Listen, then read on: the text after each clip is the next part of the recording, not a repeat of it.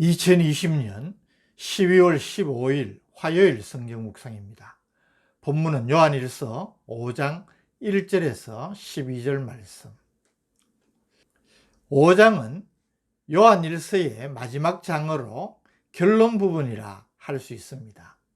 지금까지 하나님과 이웃과의 교제에 있어서 사랑의 실천을 강조한 사도 요한은 결론적으로 참된 교제의 기초가 되는 믿음에 대해서 말하고 있습니다.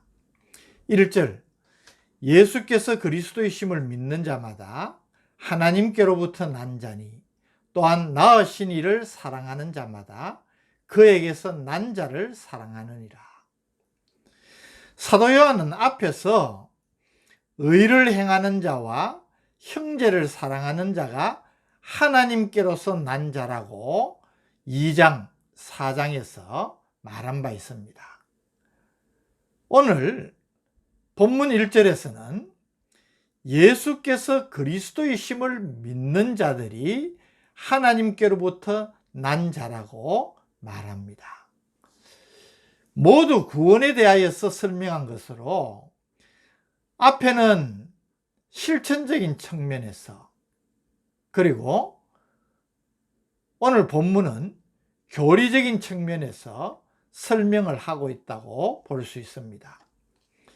예수는 베들레헴에서 태어나 나사렛에서 자라난 목수의 아들, 즉 인성을 나타내는 이름이고, 그리스도는 하나님의 아들로서 우리를 구원하시려고 메시아로 오신 예수의 신성을 나타내는 이름입니다.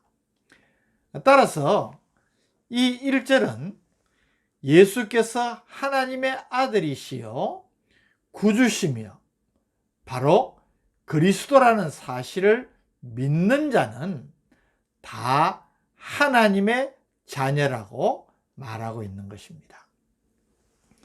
2절에서 5절은 이 믿음을 가진 사람은 위로는 하나님을 사랑하여 그의 계명을 지키고, 또 수평적으로는 형제를 사랑하여 세상을 이기는 승리의 삶을 살게 됨을 가르치고 있습니다. 2절, 우리가 하나님을 사랑하고 그의 계명들을 지킬 때에 이로써 우리가 하나님의 자녀를 사랑하는 줄을 아느니라.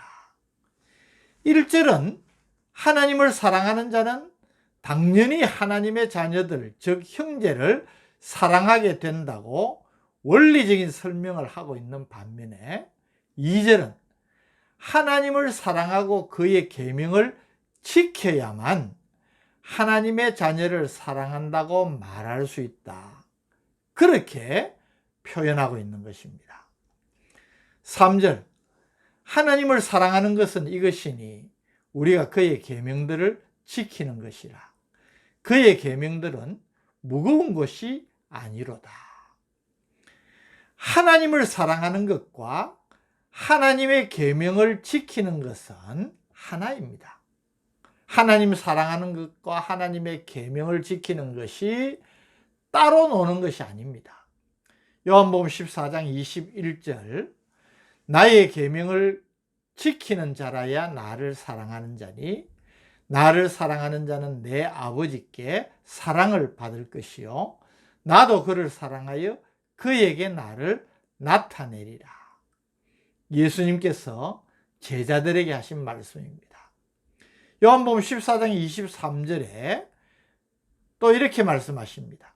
예수께서 대답하여 이르시되 사람이 나를 사랑하면 내 말을 지키리니 내 아버지께서 그를 사랑하실 것이요 우리가 그에게 가서 거처를 그와 함께 하리라.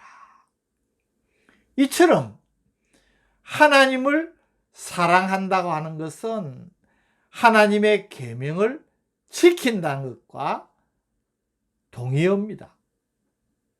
그래서 하나님을 사랑하는 사람은 하나님의 계명을 지키는 사람입니다.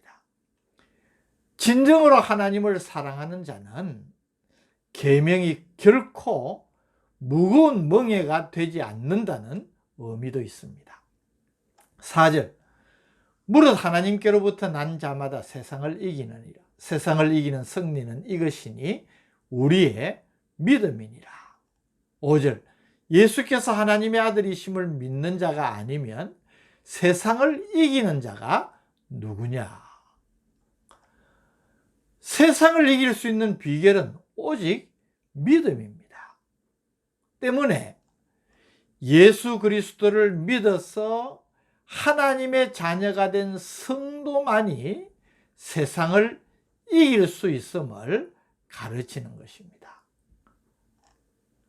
6절에서 8절은 예수 그리스도가 우리의 주가 되심을 증거하는 일을 말하고 있습니다. 6절, 이는 물과 피로 임하신 이시니 곧 예수 그리스도시라.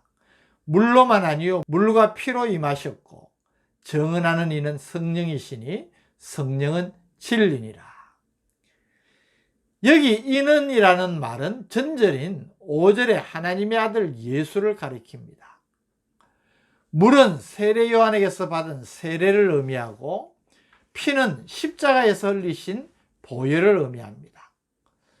예수 그리스도는 세례 요한으로부터 물 세례를 받으심으로 우리의 구원을 위한 공생의 사역을 시작하셨고 십자가에서 피를 흘리심으로 구속 사역을 완성하셨다는 의미에서 사도 요한이 물과 피로 임하신 예수 그리스도라 그렇게 말하는 것입니다.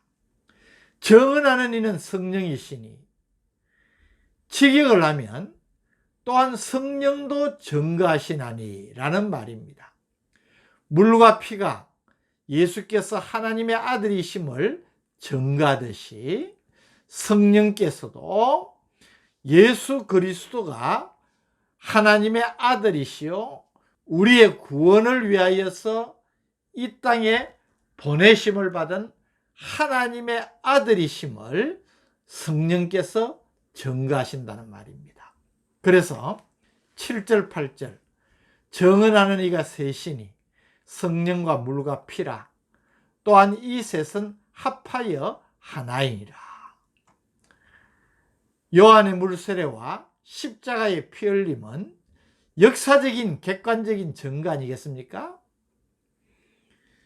이 증거를 우리의 마음 속에서 역사하셔서 주관적인 증거로 우리가 믿도록 성령께서 역사하시기 때문에 이 세 가지 모두가 합하여 완전한 증거를 이룬다는 뜻입니다. 9절, 만일 우리가 사람들의 증언을 받을진대 하나님의 증거는 더욱 크도다. 하나님의 증거는 이것이니 그의 아들에 대하여 증언하신 것이니라. 예수 그리스도에 대한 하나님의 증거는 모세의 율법을 통해서 또 이스라엘의 역사를 통해서 결국에는 물과 피를 통해서 그리고 우리 안에 거하시면서 역사하시는 성령을 통해서 일관되게 증거하신 너무나 분명한 증거라는 것을 말하는 것입니다. 때문에 예수를 하나님의 아들 그리스도로 믿는 자는 하나님의 증거를 받아들이고 믿는 사람이요. 믿지 않는 자는 하나님을 믿지 않는 자요. 때문에 그가 하신 말씀의 성취도 믿지 않는 것이라. 그렇게 말하는 것입니다. 10절. 하나님의 아들을 믿는 자는 자기 안에 증거가 있고 하나님을 믿지 아니하는 자는 하나님을 거짓말하는 자로 만드나니 이는 하나님께서 그 아들에 대하여 증언하신 증거를 믿지 아니하였습니다. 또 분명한 증거가 있습니다. 11절 12절 또 증거는 이것이니 하나님이 우리에게 영생을 주신 것과 이 생명이 그의 아들 안에 있는 그것이니라. 아들이 있는 자에게는 생명이 있고 하나님의 아들이 없는 자에게는 생명이 없느니라. 하나님께서 예수 그리스도를 믿는 자들에게 영생을 주셨다는 것입니다. 이 영생은 아들이신 예수 그리스도 안에 있는 생명입니다. 때문에 이 예수 그리스도를 믿는 자는 예수 그리스도 안에 있는 생명, 즉 영생을 얻게 되는 것입니다. 요한복음 11장 25절 26절 예수께서 이르시되 나는 부활이요 생명이니 나를 믿는 자는 죽어도 살겠고 물어 살아서 나를 믿는 자는 영원히 죽지 아니하리니 이것을 내가 믿느냐. 오늘 본문 말씀에서 사도 요한이 왜 이처럼 예수 그리스도가 어떤 분이신지를 강조하고 있을까요? 여기는 중요한 의미가 있습니다. 하나님의 자녀가 된 우리 성도들이 바른 신앙생활을 하기 위해서 가장 중요한 것은 우리의 믿음의 대상이신 예수 그리스도와 하나님께 대하여 정확하고 분명한 지식을 가져야 되고 그 지식을 통하여서 구원에 대한 확신을 가져야 된다는 사실을 가르치고자 하는 것입니다. 하나님이 어떤 분이신지를 모르고 하나님께서 보내신 예수 그리스도가 어떤 분이신지를 알지 못한다면 그분이 왜 이 땅에 오셨고 우리를 위하여서 행하신 일이 무엇인지를 어떻게 깨달을 수가 있겠습니까? 이 땅에 우리와 같이 육신을 입고 오셔서 우리를 위하여서 고난당하시고 십자가에 죽기까지 하신 그 대속의 사역을 어떻게 알 수가 있겠습니까? 그래서 우리의 신앙생활이 제대로 되지 않는 것은 하나님과 이 예수님에 대하여서 제대로 알지 못하고 예수 그리스도께서 행하신 놀라운 일들에 대한 바른 이해가 없기 때문이라고 볼 수 있는 것입니다.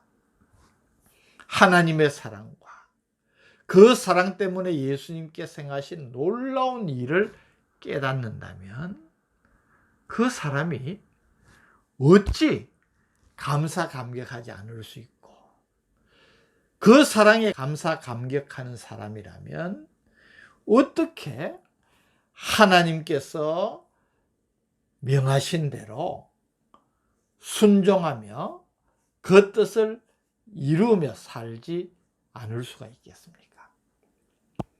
오늘 본문은 그런 의미에서 우리에게 너무나 중요한 교훈을 주시는 것입니다.